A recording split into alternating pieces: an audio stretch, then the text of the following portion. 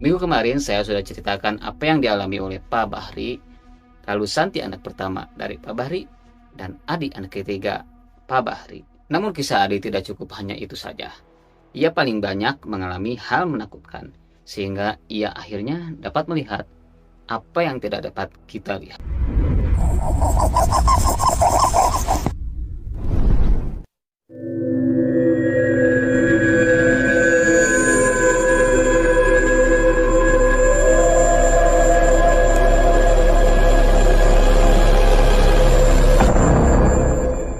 Setelah dapat melihat, ia menjadi tahu posisi-posisi makhluk-makhluk yang ada di rumahnya itu, dan tahu seperti apa bentuk-bentuknya.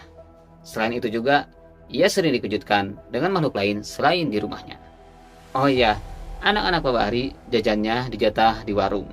Itu cara orang tua Adi mendidik, atau cara Pak Bahri dan Ibu Siti mendidik anak-anaknya.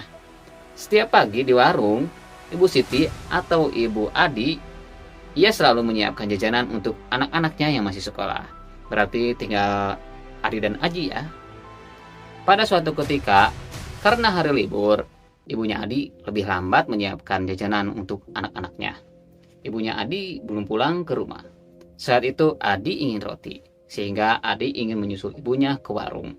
Lalu di gang rumahnya, Adi melihat seorang gadis gila. Itu pikir Adi. Rambut gadis itu tak beraturan. Bajunya putih tapi sangat kotor. Ia duduk dengan kaki selonjoran menghalangi jalan gang. Menggoyang-goyangkan tubuhnya maju mundur sambil bergumam mirip seperti suara tangis. Jadi gini.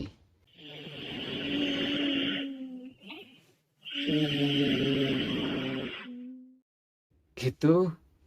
Karena posisi gadis itu menghalangi jalan, Adi pun berinisiatif untuk melewatinya saja dengan bilang permisi. Permisi. Namun, tiba-tiba saja gadis itu terbang dan tertawa. Dengan cepat, Adi kembali ke rumahnya. Dan karena perasaannya yang sangat ketakutan, Adi pun bersembunyi di bawah meja makan. Ia tak mampu berpikir lagi. Hingga akhirnya ia tertidur atau pingsan. Katanya orang tuanya mencari-carinya. Hingga akhirnya, ibunya menemukannya di bawah meja makan sekitar jam setengah 10 malam. Dari pagi sampai jam setengah 10 malam, Adi tidak ditemukan. Dan gak ada yang nemuin Adi ya pas makan gitu. Gak kebayang. Selain itu banyak yang lainnya. Saat pertama kali ia mulai sadar kalau ia dapat melihat hal-hal gaib.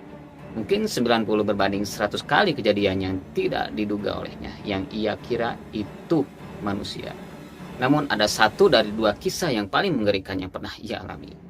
Kisah pertama sudah saya ceritakan di video sebelumnya. Dan kisah ini yang membuatku bergidik ngeri. Di sisi lain seperti sebuah film, namun ini kisah nyata. Kisah ini dan di video sebelumnya adalah sebelum Adi dapat melihat hal-hal gaib. Suatu malam Adi terbangun dan ia merasa ingin buang air kecil. Oh iya, rumah Adi atau keluarga Pak Bahri cukup luas.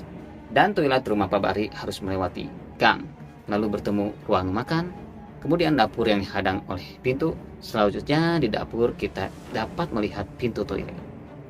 Karena merasa ingin buang air kecil, Adi pun beranjak dari tempat tidurnya. Baru sempat masuk gang, tiba-tiba ia mendengar suara orang yang sedang mencuci. Seketika Adi berpikir kalau itu ibunya, karena ibunya biasa mencuci saat subuh.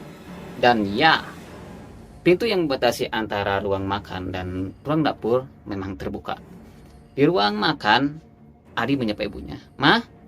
Mama nyuci? Tidak ada jawaban dari ibunya. Lalu ia pun masuk ke ruang dapur. Di ruang dapur terlihat jelas pintu kamar mandi terbuka dan tidak ada siapa-siapa. Adi merasa tidak nyaman. Lalu di dekat sumur, Adi melihat ada kain putih melayang perlahan dari bawah ke atas. Adi pun langsung beralih ke arah kamarnya. Namun di ruang tamu, Adi dihentikan dengan suara mesin ketik. Masih ingat kan kalau kamar Ari tepat di depan ruang tamu. Jadi di antara ruang tamu dan teras. Kak Ari belum tidur? Suara mesin ketik itu menari dengan lincahnya. Tidak ada jawaban, tidak ada kamar. Lalu Adi melupakan kakaknya. Ketika berbalik badan, Adi melihat gorden jendela ruang tamu bergoyang-goyang seakan tertiup oleh angin. Gorden itu seakan menari ke arah kanan dan ke arah kiri. Dan tiba-tiba saja di Di depan rumah Adi diserang oleh suara gunungan anjing-anjing. Tapi Adi malah dibuat penasaran oleh gorden yang bergoyang-goyang itu. Di antara berisiknya gunungan anjing-anjing, tanpa sadar kakinya melangkah mendekati gorden yang bergoyang-goyang itu. Hingga akhirnya ia berhadapan dengan jendela. Di antara jendela dan gorden yang bergoyang, di luar rumah, di balik pagar, Adi dapat melihat sosok perempuan berbaju merah berdiri membelakangi rumah. Adi juga melihat ada 3 anjing sedang menggonggong rumahnya. Entah bagaimana suara anjing-anjing itu terasa semakin menakutkan, ditambah dengan kehadiran perempuan berbaju merah. Maka Adi dengan cepat masuk ke kamarnya, bahkan Adi membejat kasur tingkatnya tanpa berpikir ia akan terjatuh. Di atas kasur, ia menutup matanya dan membaca salah satu surat dari Al-Quran. Di antara suara gongongan anjing-anjing yang semakin mencekam, ia bolak-balik membaca surat itu terus dan terus. Entah berapa lama ia ketakutan, hingga akhirnya suara gongongan anjing-anjing itu menghilang. Kemudian akhirnya ia tertidur. Sekarang Adi sudah terbiasa ya guys. Masih belum udahan. Kita masih flashback ke dimana Adi belum bisa melihat. Kalau kalian anak tahun 90-an, mungkin tahu ada bel rumah yang soundnya itu lagu anak-anak yang diputar sampai 10 lagu. Nah ini yang suka bikin jengkel. Selama beberapa hari, rentang jam 2 dan jam 3 dini hari, sound bel itu selalu menyala. Bayangkan 10 lagu, nyebelin kan? Sampai pada bangun tuh semua keluarga Pak Bahri yang ada di rumah. Hingga akhirnya Pak Bahri mengotak-atik jadi 1 lagu. Tapi ya tetap aja sound bell itu menyala rentang jam 2 sampai jam 3 dini hari dan membangunkan semua orang. Karena kesal, kemudian Pak Bahri menggunting kabel bel itu. Tak disangka belnya tetap menyala di jam yang sama. Akhirnya Pak Bahri mengganti sound bell itu dengan sound bell yang normal.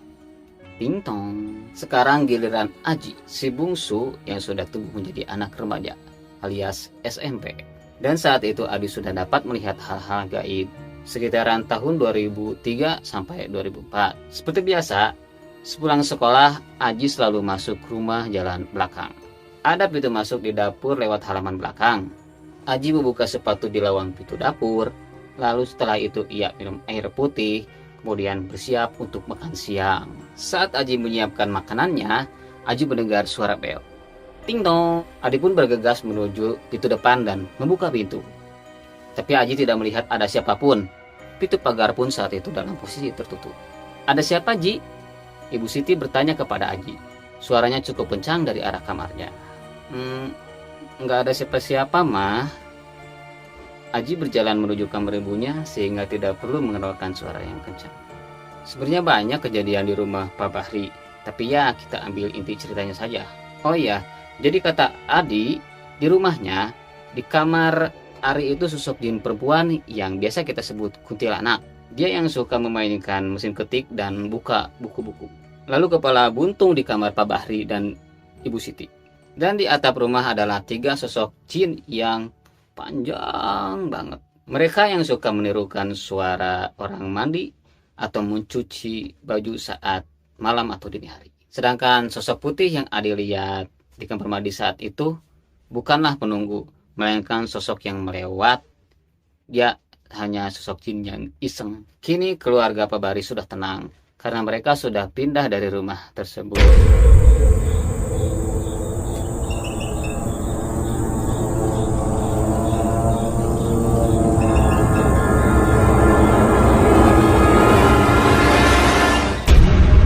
Oke, terima kasih kepada anonim yang kita sebut Adi yang sudah menceritakan pengalamannya.